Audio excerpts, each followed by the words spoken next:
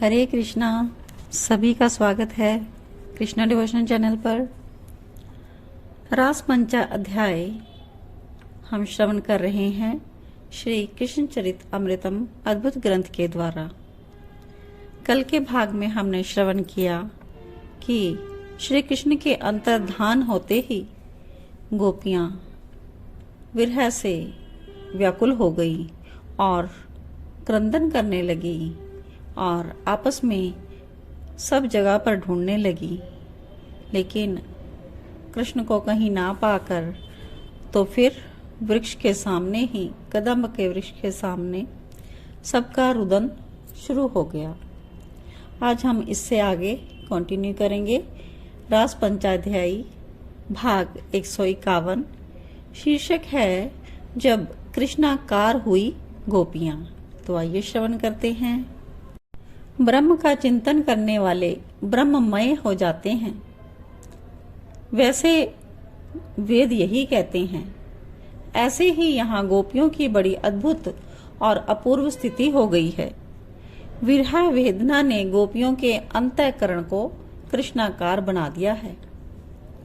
उद्धव बोले कि प्रेम उन्मत्त सी गोपियां वृक्षों से पूछती हैं, कहाँ है प्रीतम, लताओं से पूछती हैं और पुष्पों से पूछती हैं। फिर उन खिले हुए पुष्पों को देखकर चौंक जाती हैं कि ये पुष्प कैसे खिले। तो दूसरी गोपी तुरंत कह देती है, अवश्य हमारे प्रीतम ने इन पुष्पों का स्पर्श किया होगा, तभी तो इतनी प्रफुल्लता आई है इनमें। एक गोपी रोते रोते बैठ जाती, पृथ्वी में अपने हाथों को मारती और उसके बाद वो भी चौंक उठती कि ये पृथ्वी आनंदित कैसे है। तो दूसरी गोपी उसको उत्तर दे रही है, श्री कृष्ण के चरण का स्पर्श जिसे मिले वो आनंदित नहीं होगी। अरे देख तो, रोमांच हो रहा है पृथ्वी को। ये हरे हरे घास, कोमल कोमल दूब, क्या है ये पृथ्वी के रोम ही तो हैं जो अति आनंद के कारण खड़े हैं। भाग्यशाली है ये अवनी। उद्धव कहते हैं विदुर जी से, गोपियां तन्मय हो गईं, श्री कृष्ण में तन्मय हो गई, उनका अंतःकरण कृष्ण में होने लगा। अभी तो रो रही थी, बिलख रही थी, पर ये एकाएक अब हंसने लगी। मत जाओ यमुना में, एक गोपी चिल्लाती है दौड़ी हुई, क्योंकि इसमें कालिया नाग है, वो तुमको खा जाएगा। ऐसा बोलती हुई वो दौड़ रही है। तो दूसरी कहती है, मैं जाता हूँ और कालिया नाग को नत कर लाता हूँ।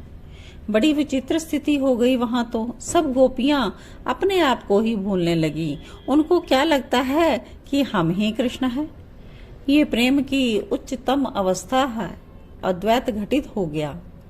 एक गोपी ने अपनी चुनरी फैला दी और बोली चिल्लाकर, इंद्र वर्षा कर रहा है, आओ मेरे गिरिराज गोवर्धन के नीचे, मैं सबको बचा लूंगा। और दूसरी गोपी कोई हंस रही है, वो कहती है, मेरी राधे, ओ मेरी श्यामा। स्वयं को कृष्ण मानती हैं ये गोपियां और दूसरी को राधा कह रही हैं। कोई गोपी एक बांस को तोड़ लाई, उसमें से उसने बांसुरी बनाई और मैं कृष्ण हूँ त्रिभंगी बन के खड़ी हो गई। विदुर जी कहते हैं कि तात अद्भुत बात ये थी कि जब अपने अहंकार पर गोपियों का ध्यान गया तब कृष्ण गए, और जब कृष्ण ही कृष्ण छा गया अंतःकरण में तब कृष्ण आ गए। पर प्रकट अभी भी नहीं है।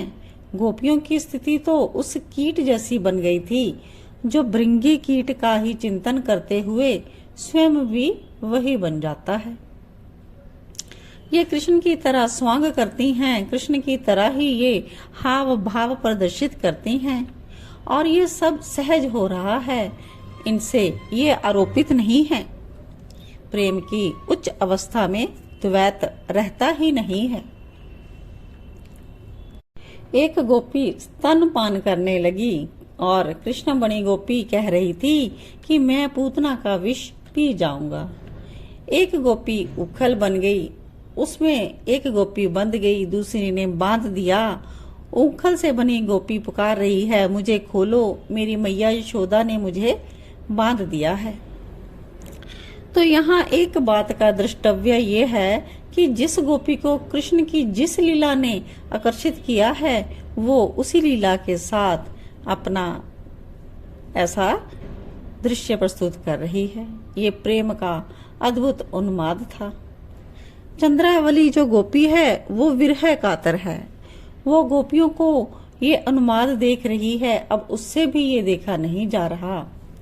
एकाएक हा कृष्ण करते वो अपना सिर पटकती है।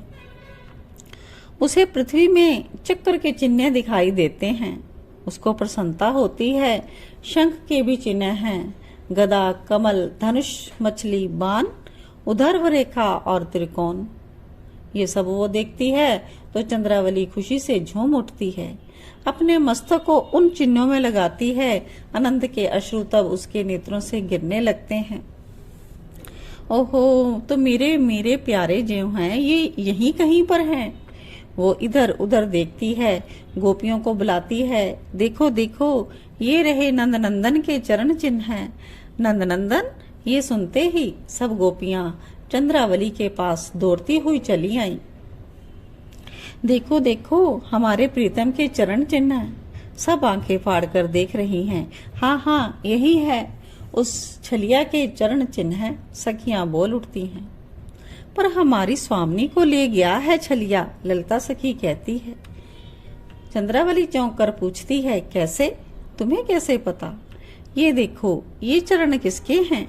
ललिता सखी के कहते ही सब झुककर उन छोटे चरणों को देखने लगती हैं। इन चरण चिन्ह में छत्र, सिंहासन, चंद्र, लता, बिंदु, षटकोण, चक्र आदि तो हैं। ललिता सखी बोली, कौन नहीं पहचानता स्वामिनी श्री राधा रानी के चरणों को? हाँ हाँ हम जानती हैं, वो छलिया तेरी स्वामिनी के बिना एक पल भी नहीं रहता। चंद्रावली मुंह बनाकर बोली। आहा, सच में धन्य है हमारी कीर्ति कुमारी। एकांत किसी गोपी को प्राप्त नहीं हुआ श्याम सुंदर का, पर हमारी लाडली ललिता ये कहते हुए रुक गई। तो आज के लिए इतना ही। इसके आगे हम नेक्स्ट एपिसोड में श्रवण करेंगे। तब तक के लिए जय जय श्री राधे। जय राधे जया राधे राधे, जय राधे जया श्री राधे। जय कृष्णा जया कृष्णा कृष्णा, जय कृष्णा प्यारो श्री कृष्णा।